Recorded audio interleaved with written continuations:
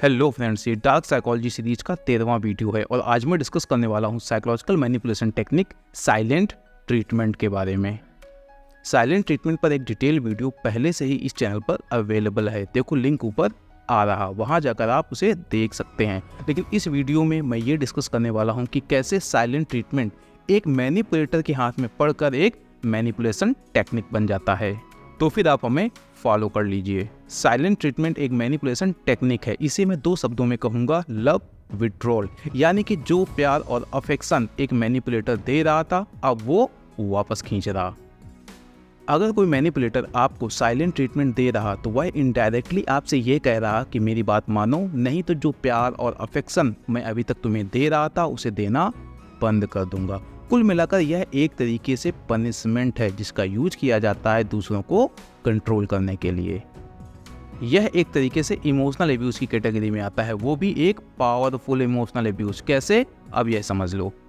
Silent treatment तभी काम करता है जब 2 लोगों के बीच इमोशनल डिपेंडेंसी हो, इमोशनल जुड़ाव हो और लगाव हो। क्योंकि अगर 2 इंसान एक दूसरे के लिए अजनबी हैं या दोनों के बीच कोई खास लगाव नहीं है तो आपको फर्क ही नहीं पड़ेगा चाहे सामने वाला इंसान आपसे बात करे या ना करे। एज ए सोशल बीइंग हम इंसान अगर जीवन में ग्रो करना चाहते हैं, यहाँ पर ग्रो शब्द ठीक नहीं रहेगा, यहाँ पर सही शब्द होगा थ्राइव। यानी कि एज ए सोशल बीइंग हम इंसान अगर जीवन में थ्राइव करना चाहते हैं, यानी कि जीवन में फलना फूलना चाहते हैं, तो हमें दूसरों के अप्रूवल और अफेक्शन की ज़रूरत होती है। यहाँ अप्रूवल का मतलब क्या हुआ? जैसे कि मान लो आप कोई काम कर रहे और सामने वाला इंसान आपसे ये कहता है कि तुम अच्छा कर रहे, ऐसे ही करते रहो, तो यह क्या है? एक तरीके का अप्रूवल। बाकी लव और अफेक्शन का तो आपको पता ही है कि ये कितनी मदद करता है हमें हमारी लाइफ में आगे बढ़ने के लिए।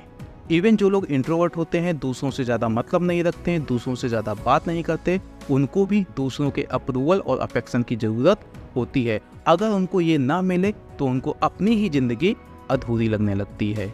जब कोई मैनिपुलेटर साइलेंट ट्रीटमेंट देता है ना, तो इसका मतलब ये हुआ कि वो जो भी लव और अफेक्शन दे रहा था उसे अब वो वापस खींच रहा। फिर जो साइकोलॉजिकल टेंशन और प्रेशर क्रिएट होता है ना, कि पूछो ही मत। फिर शायद आप अफेक्शन और लव को वापस पाने के लिए मैनिपुलेटर को वो कंसेशन देने के लिए रेडी हो जाएंगे जिसके लिए आप अभी तक रेडी नहीं थे। कहने का मतलब आप मैनिपुलेटर की डिमांड के आगे झुक जाएंगे। भले ही आपको ये सब बहुत हल्की बात लग रही हो, लेकिन कल्पना करो जिससे आपको सबसे ज़्यादा लगाव है, जिसके बिना आपको अपनी ज़िंदगी अधूरी सी लगती है, अगर वो आपके साथ ऐसा करे, आपको इग्नोर करना शुरू कर दे, आपसे बात करना बंद कर दे, तो आप क्या करेंगे?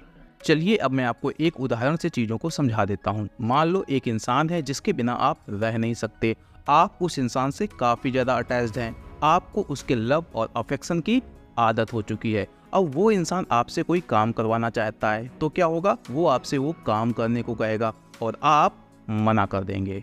फिर क्या होगा? वो इंसान आपको इग्नोर करना स्टार्ट करेगा, आपकी कॉल का जवाब नहीं देगा, आपके व्हाट्सएप मैसेजेस का रिप्लाई नहीं देगा। और क्या हो सकता है? हो सकता है कि वो आपकी लाइफ से कुछ दिन से लेकर कुछ हफ्ते के लिए गायब हो जाए। अब क्या होगा? चूंकि आप उस इंसान से काफ़ी ज़्यादा इमोशनली इन्वॉल्व हैं, तो धीरे धीरे आपके दिमाग में ये आएगा कि अगर उसकी एक बात मानने से आपका रिश्ता बच सकता है तो क्यों ना बचा लिया जाए। इसके बाद आप उस इंसान की बात मान लेंगे और फाइनली उस मैनिपुलेटर ने आपको मैनिपुलेट कर लिया। तो यहाँ पर आपको एक बात ध्यान रखनी है कि रिश्ते बचाने के लिए कभी कभी झुकना जरूरी होता है, लेकिन हर बात पर नहीं, हमेशा नहीं। और एक बात और ध्यान रखो कि जिस डिमांड के आगे आप झुक रहे हो वो आपके जीवन मूल्यों के खिलाफ नहीं होनी चाहिए। लेकिन आपको अपने जीवन के मूल्यों को परिभाषित करने के लिए अपने जीवन को गहराई से समझना पड़ेगा, बचपन से की जा रही मेंटल कंडीशनिंग के जाल को तोड़ना पड़ेगा और एब्सोल्यूट फ्रीडम की तरफ बढ़ना पड़ेगा। तभी आप खुद को गहराई से समझ पाएंगे। अब फाइनल बात सुन लो, साइलेंट ट्रीटमेंट एक ऐसी गंदी आदत है जो किसी रिलेशनशिप में समय के साथ बढ़ती जाती है। अगर मैनिपुलेटर पहली बार सफल हो जाएगा तो वो इसका दूसरी बार यूज करेगा, अगर दूसरी बार सफल हो जाएगा तो वो तीसरी बार यूज करेगा। तो इसको आगे बढ़ने से रोकने की जिम्मेदारी आपकी है। इस तरीके के मैनिपुलेशन से आपको कैसे बचना है इसको मैं आगे के वीडियोस में डिस्कस करूंगा। तो ये था आज का वीडियो, बताइएगा कैसा लगा और अगर आपने हमें अभी तक फॉलो ना किया हो तो फिर फॉलो कर लीजिए।